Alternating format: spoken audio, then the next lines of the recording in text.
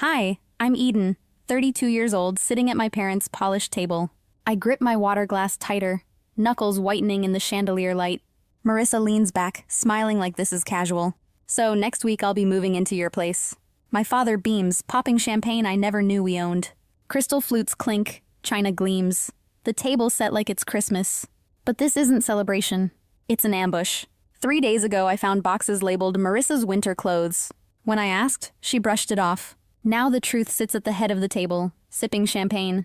My parents nod, pleased, like my life is theirs to rearrange. I set my glass down, fury steadying my hand. I reach for the envelope in my purse. Actually, I say, my voice calm but sharp, I have news too. What I placed on that table would shatter everything. Before we continue, if you love these stories, please subscribe to our channel, because that is our motivation to make better and better stories each day for you. And now let us know where you are listening in the comment before we start. The boxes in my garage weren't the first betrayal. They were just the latest reminder of my place. 3 months earlier, I'd confronted my parents about paying Marissa's rent. Your sister is going through a rough patch. Mom waved me off. That's what family does. We help each other. But somehow family never included helping me when I struggled. When bills piled up from my own house repairs, silence filled the line. When I needed encouragement, what I got instead were labels. Difficult, selfish, uncaring. Each word stuck like thorns under my skin. At 15, I worked weekends, saving for college in a glass jar. Marissa dipped into it for new clothes and concert tickets. When I protested, Dad sighed, "Don't be petty. She needs it more." I swallowed the sting, promising myself I'd earn it back later. At 21, I signed my first lease alone without help. Meanwhile, Marissa lived rent-free in Mom and Dad's guest room. Every time I visited, they told me she just needed more time. Even last week, before dinner, I overheard Mom on the phone. "Eden is so lonely in that big house," she told Aunt Sarah. "She needs her sister's company. It's perfect timing." Her words weren't meant for me, but they cut anyway. Lonely. That's what they reduced me to. An empty space waiting to be filled. I still remember graduation day, standing in my cap and gown. Dad barely clapped before turning to gush over Marissa's latest trophy. The cameras followed her smile while my moment faded into background noise. That sting never left me. It never mattered that I built a life on discipline and sacrifice. To them, I was the sturdy one, the unshakable one, the giver. And Marissa? She was the fragile one, the chosen one, the receiver. That imbalance wasn't love. It was quiet erosion, year after year, disguised as family duty. And I finally felt the cracks widening beneath me. What I didn't know was how fast those cracks would split open. The silence after that dinner didn't last long. By the next morning, the phone started ringing. First Aunt Sarah, her voice dripping with concern. "Eden, honey, is it true you sold your house out of spite?" I nearly dropped my coffee mug. Spite? That's the story now. Marissa had been crying to anyone who would listen. By lunchtime, Uncle Robert called, then Cousin Jennifer, then Dad's golf buddy Chuck. Each repeated the same line. Marissa homeless, me heartless. By evening, I made the mistake of checking Facebook. There it was. Marissa's post. A glossy photo of her face streaked with tears. "The hardest lesson," she wrote, "is learning who has your back when life gets hard. Family should be forever, not just when it's convenient." 27 comments poured in. Mom's reply sat at the top. "We're here for you, sweetheart. Always." I chopped vegetables with more force than necessary, the knife cracking through carrots like bone. At work, even Lisa, my colleague, pulled me aside. "She told me you kicked her out. If you need help finding her housing, my church has a program." The lie spread faster than I could breathe. But I didn't argue. I documented every bill, every repair, every sleepless night. I stacked invoices for the roof replacement, the broken water line, the failed heating system. I saved texts, emails, and even screenshots of Marissa's posts. Paper shields against family fiction. At midnight, I sat alone at my kitchen table. The house smelled of packing tape and old cardboard. 9 years of savings and sacrifice reduced to stacks of boxes. Tears burned my eyes, but I pressed them back. I refused to let them see me cry. Then, slowly, something shifted. Help arrived from places I hadn't expected. Dorothy knocked one evening with Thai food and wine. "You're not crazy," she whispered, wrapping a crystal vase in newspaper. "I've watched this pattern for years. You're right to end it." Barbara, my financial advisor, sent me a late-night email. "Selling now protects you. Don't let them twist the story." Thomas, a colleague, texted, "Need a truck for moving? Just say when." They weren't blood, but they believed me. They asked what I needed, not what I could give. For the first time, I felt less alone.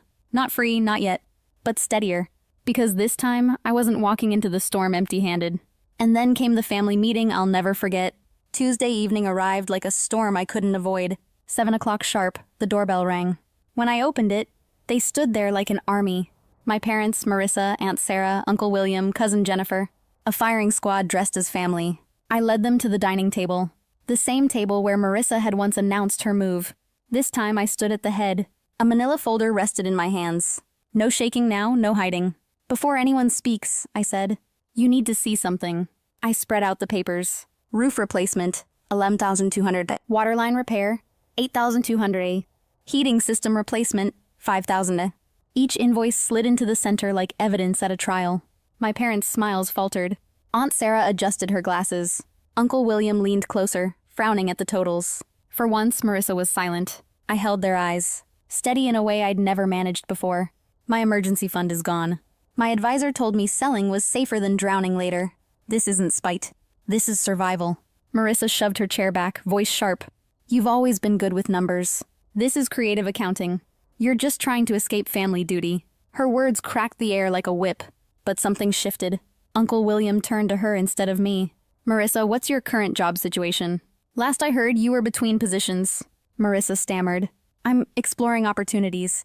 The market's complicated.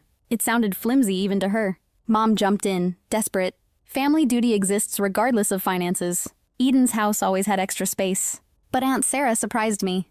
Why can't Marissa stay with you and Roger? You just redecorated the guest room. The room turned. Questions ricocheted around the table. Not all aimed at me anymore.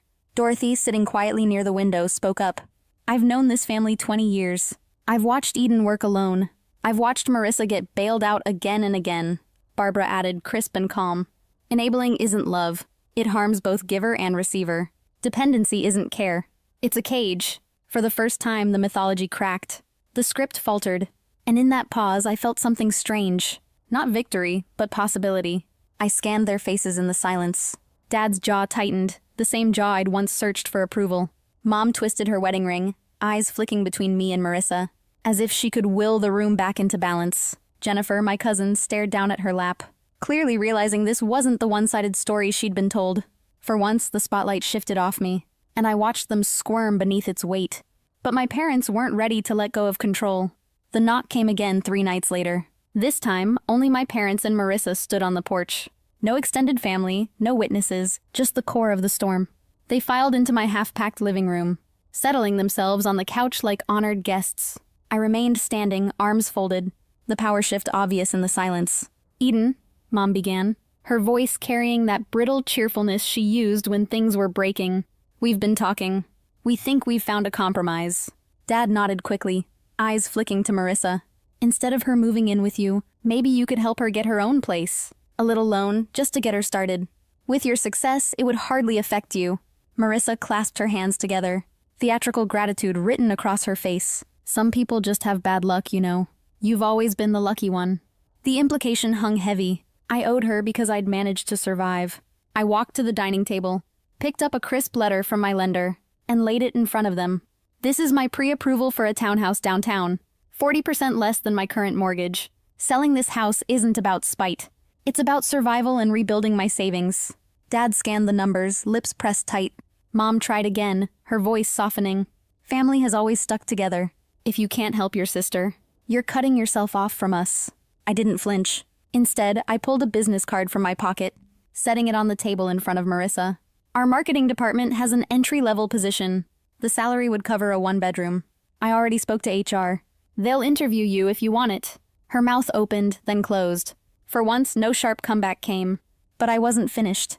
I reached for the manila folder again, this time producing a spreadsheet.